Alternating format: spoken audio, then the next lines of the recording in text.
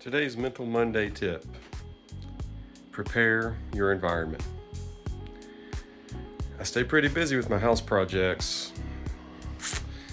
and I also keep a pretty big mess. So, what has happened is I have transformed my office into a staging area. And it stays pretty messy. So, for the past 10 months, it's looked a little something like this. That's pretty bad. I used to have a larger table in here, but I needed that larger table for something else I was doing. So this is kind of where we sit, and it ain't great. One of the biggest disruptions here is that I used to have this mat laid out, and I would do stretches and exercises kind of right here where this shelving is. And so I don't have a place to do that anymore. So guess what I've done?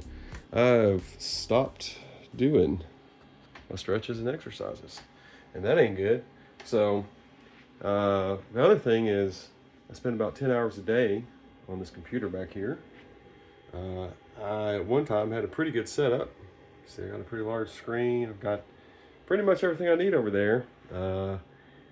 But I also have, you can see parts of doors and different things back here, but I also have a daggum mess. So my focus right now is, as far as the home improvement projects go, is to get this cleaned up. I'm focusing on wrapping up some projects so that I can remove this card table from my office, and then get my mat and weights and different things back out and get back on track with that.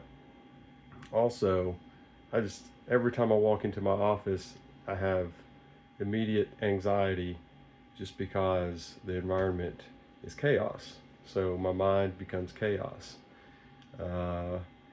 And I do have some areas of the house that I've been very specific about keeping tidy and clean, because you can't just have chaos all the time.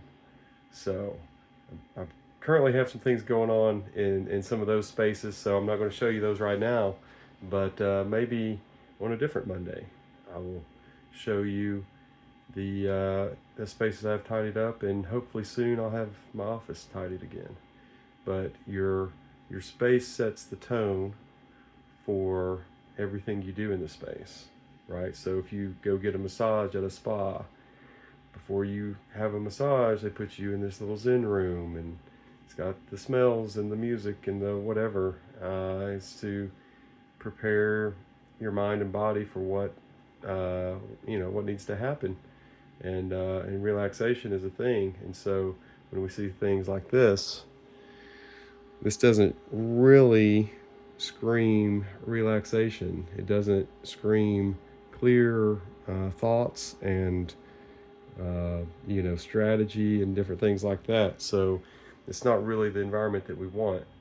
And I'm living proof here that this happens when you have projects going on, and we may jump from one project to another project, but what we can't let happen is for it to stay this way. So in between projects, we need to make a point to fix it, right?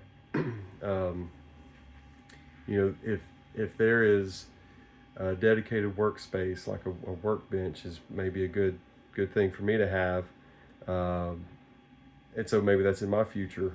But if you have a workroom or a work area where you have all of your supplies, that's fine. Keep it tidy, keep it organized. When you are done with a task, a project, whatever it may be, you really have to look at the definition of done on that. Is done when you have installed the last part, or shipped the piece to the customer, or done whatever you're going to do? Probably not. Probably after that, you need to document things, clean up your workspace, and really put a bow on it so that you can start your next thing with a clean slate. And that will help you focus and do a better job.